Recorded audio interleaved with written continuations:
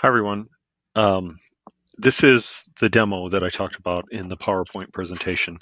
So I'm going to go through this, and it might be somewhat quick, but I think you should get the point. So the first thing I wanted to talk about was this idea of extrapolation. Um, so this is from the text, the Clemens and Macbeth text, where they started talking about extrapolating population.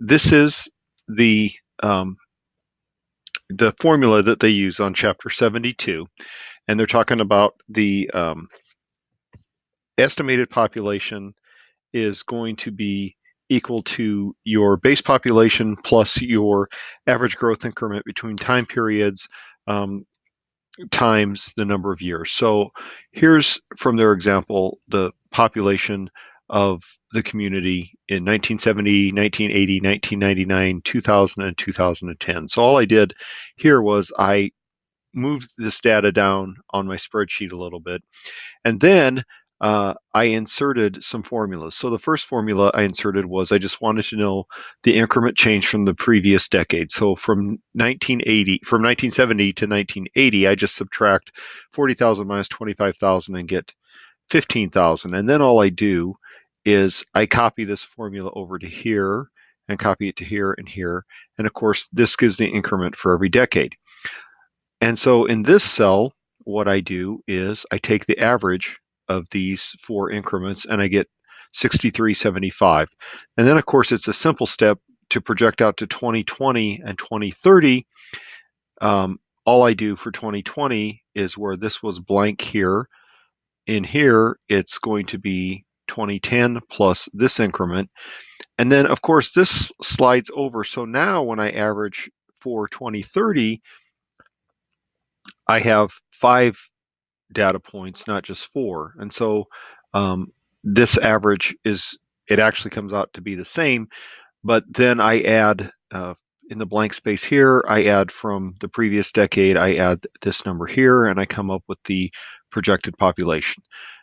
Make sure you're using the auto sum when you're doing that, when you do an average. So instead of me writing a formula here that says, 15,000 plus 2,000 plus 0 plus 8,500 divided by 4, I just use this function at the auto sum, and it's going to give me an average. And that's the formula that I apply in there. So I just say equal average and those cells. But actually, if I use this and I just specify average and then specify my range, it's going to give me this number.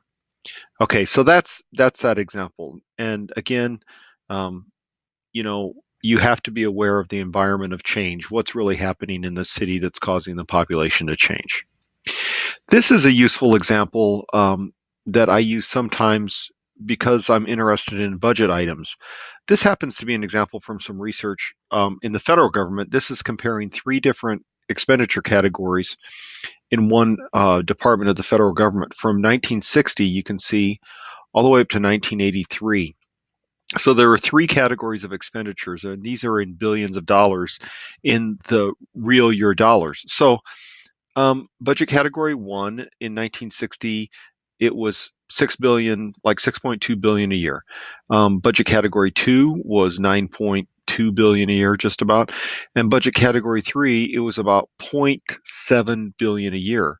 Well, what happened over time, and I'll show you here, is that budget categories 1 and 2, they grew, but budget category 3 actually grew at a faster rate. Well, how did I know that? One thing I wanted to do was I wanted to look at the annual growth rate from 1960 to 1961. So the way I do that is starting in 1961, because I don't know what 1959 was, but starting in 1961, I wanted to know each year how much this budget category grew year to year. So this is a simple formula, and that's right there. All you do is take your new period, 1961, minus your old period, divide that sum, that product, by the old year. So 6616 minus 6240 divided by 6240 gives you a growth rate of 0.060, which is 6%. And then all I have to do is take that formula and hit copy. I highlight these two cells, and on the copy function, I hit the paste special. Oops. On the copy function, it's going to be the little F for formula. And then all I have to do is take all these and copy them all the way across. And then I find out, for example, the average growth or the actual growth rate from year to year on each one of the budget categories. And then it's a simple function to take the averages. And again, I can use this function to average across all these years. So in that case, I'm averaging the yearly change across those 24 years. Well, there's actually a more accurate formula, and I demonstrate this down here. And that happens to be this formula right here, and you can see it here. So all this is saying, to find the annual growth rate of any kind of expenditure or revenue or anything, with the raw numbers, with the actual numbers, it's the last period over the first period raised to the power of 1 over n. That's actually, so it's 24 minus 1. So there's 24 periods here. So to find the annual growth rate, it would be, that's the formula you get right there. So what this amounts to ultimately is I did find out that this budget category 3 actually grew at an annualized rate of 13.95%, while the others grew, but they grew at slower rates, which actually was an important finding for my particular research. So that's extrapolation. Two different examples there. Let me move on real quickly. Okay, so mean versus median. Now, in the book, Clemens and Macbeth are talking about, the three measures of central tendency, right? Mode, median, and mean. Well, mode particularly helps when you're looking at nominal data. So if you, are measuring the differences between, say, test scores between men and women, you might want to know that the modal high achieving test scores happens to be women. So mode is particularly useful when you have nominal data. But mean and median work better for numeric data. Now, people always talk about, things like the average score or the average, winning time in the 100-meter dash. Well, that's the mean. That's the arithmetic mean. And that works well sometimes. But what the mean sometimes does is it actually amplifies the effect of outliers. So, for example, if you were measuring in your class, you had test scores, and you had a couple of score. Everybody's score was, say, in the upper 80s and low 90 percentage wise, but you had 3 or 4 scores that were 5%. Well, what's going to happen if you take the mean is it's going to amplify that low outlier, and it's going to skew the mean. So in this example, and this comes from the book, the example was of crime being reported. So this is number of crime incidents in this city for these years, 2009 through 2018. And here is the reported crime incidents. Well, if I use the mean function, and again, it's up here, which is the average, I come up with an average reported crime of 510 per year. But the median is different. And again, I can use this function, but I have to go to more functions to find it and put it in here. So all I do is here, I label these, mean and median, and then I use the function to find mean and median. So this is just all these numbers divided by 2, 4, 9 years. So But what we can see here is that the mean actually ends up being lower than the median. So the median, as you know, is exactly the halfway point. If you have, you know, 9 different years, you're going to have 5, basically 4 on one side and 4 on the other. And the median is going to be right in the middle. This is why median is often used for things like income in the census. When you're looking at census data, median turns out to be a lot more efficient than mean because the outliers really can skew the the mean a little bit, and that's what you don't want to do. You don't want a skewed version of income. So that's measures of central tendency. So now let's move on to discount factors.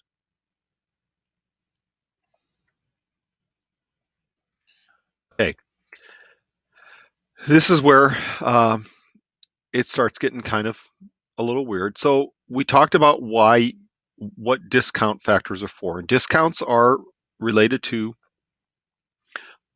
interest rates, and they are measured in percent. So this table gives you the discount factor for each of these percentages. So if you have a discount rate, discount factor of 1%, 2%, 3%, on up to 10%, and of course, uh, you could have discount factors as high as you want.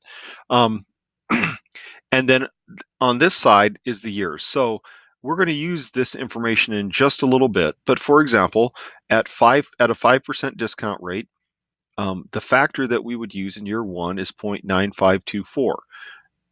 In year two, 0.9070, and so on. So these factors are, we're going to be using these in um, our calculations of the cost benefit analysis.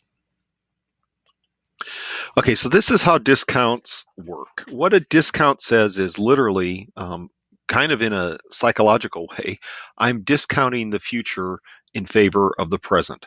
So what this really means is if I have a high personal discount rate, for example, when it comes to money, of say I have a discount rate of 18%, what that would really mean is that I want, if you offer me $100, I definitely want the $100 now. I don't want you to give me an annuity.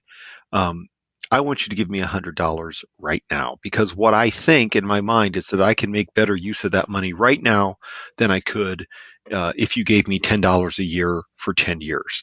So what this really means is that a high discount rate lowers the present value of money, and a low discount rate keeps it relatively close to what it is. So this table takes the sum of $2,500, and you could use any sum you want, and it's going to impute the present value. So at $2,500 in year zero, 0 to 1, at any in any year with a 0% discount rate, it's always going to be $2,500. Right. So that's the low end. Um, what if we had a 1% discount rate? Well, in year zero, it's always going to be worth $2,500, as you can see here. In year one, it's going to be worth $2,475. In year two, $2,450. So that means that if you say you're going to give me $2,500 1 year from now, and I'm applying a 1% discount rate, in today's terms, that $2,500 is worth $2,475. What if I have a higher discount rate? What if I have a 10% discount rate? Well, here we go. At a 10% discount rate, you offer to give me that $2,500 in a year.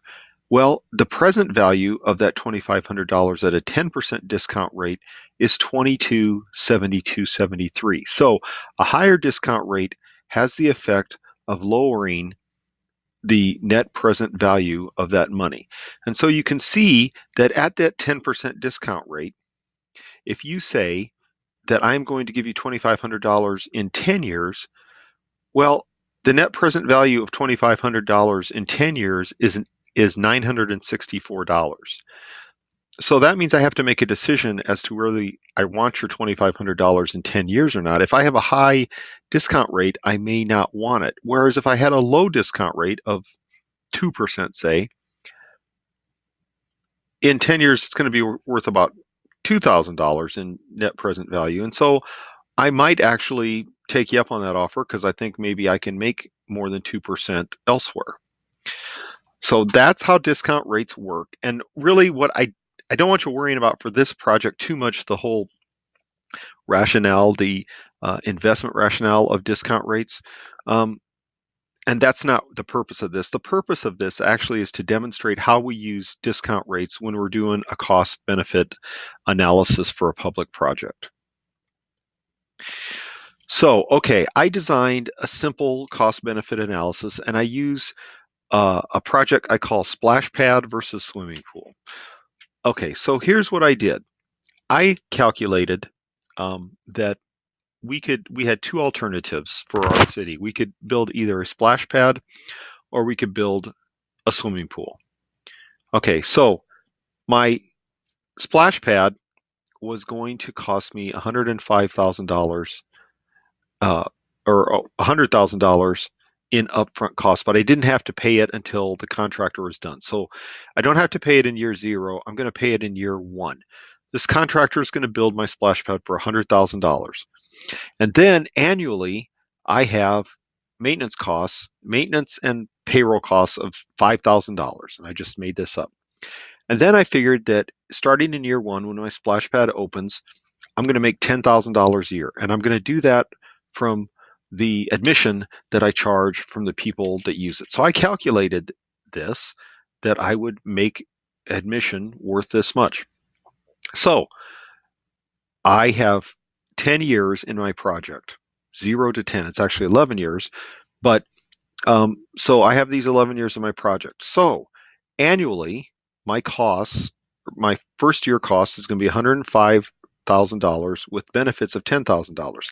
And then after that, I'm going to have $10,000 in benefits each year, but $5,000 in costs.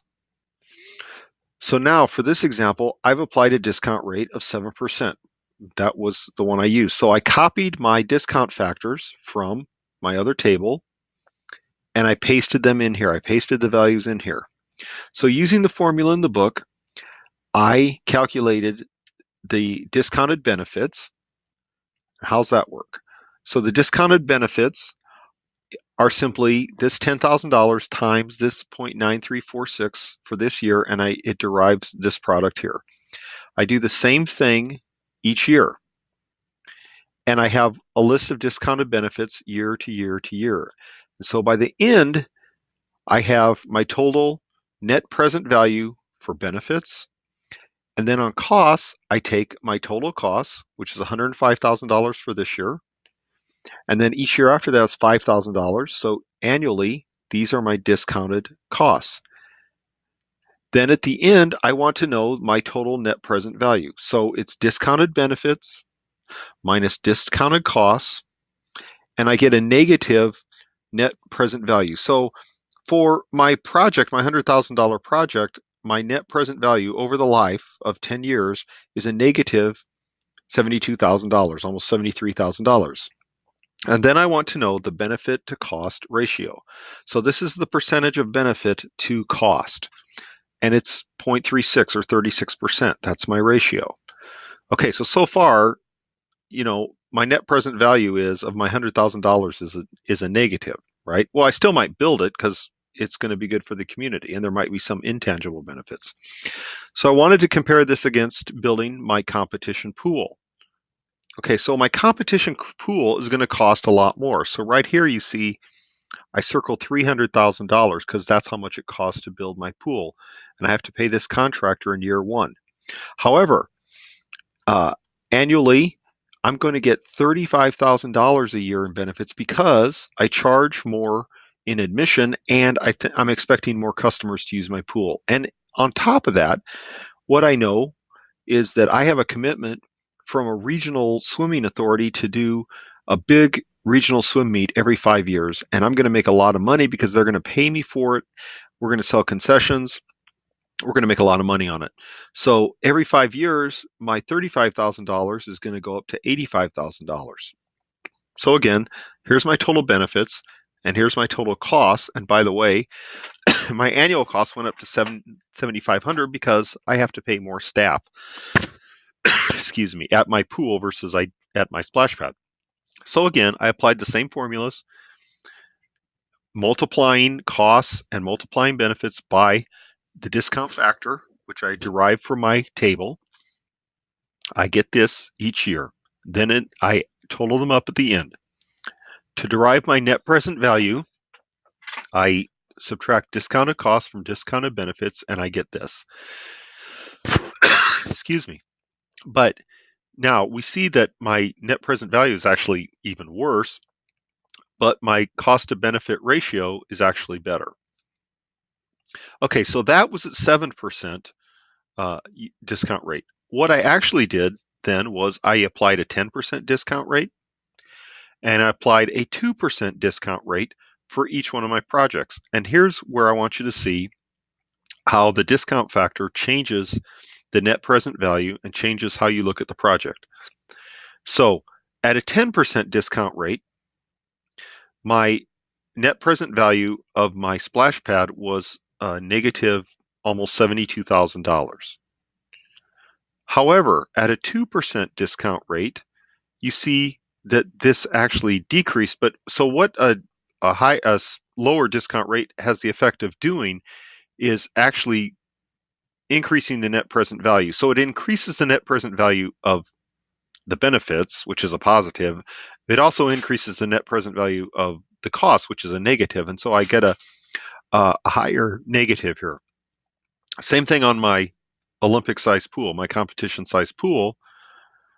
Here's my net present value for benefits at 10% discount rate, $163,000, almost $164,000. At a 2% discount rate over the life of my project, my net present value is $210,000. Okay, so now we actually have the ability to start comparing projects to projects. So again, in every one of these cases, as it turns out, because of my construction costs, I'm realizing a negative net present value. And so somebody might say, okay, well, why would you even do this project? Well, because, for example, there may not be any private sector kind of interest in building a swimming pool. And so we believe that our community needs a swimming pool for the benefit of its citizens. Now, if I had actually taken the time to calculate more benefits and more costs, as I'm going to ask you to do in the exercise, I may actually change this number considerably. So, for example, you remember in the lecture I talked about reducing delinquency. What if I were able to put a dollar cost on the reduction of delinquency? So, for example, police time saved, court time saved. I may actually be able to produce benefits that outweigh my costs. But in either case, we still may decide to build the swimming pool because we think it pays the intangible benefit for the community. But this is the way you are monetizing costs using discount factors. That's why it's important to capture your costs and benefits. So let me move on here. This is directly from the pages of the book. This is the simple swimming pool example that the authors use. And they had the upfront cost of the swimming pool of $1 million. And then the annual costs, it was lower in year one, but then $5,000 and the annual benefits here. So they come up with this is their net present value.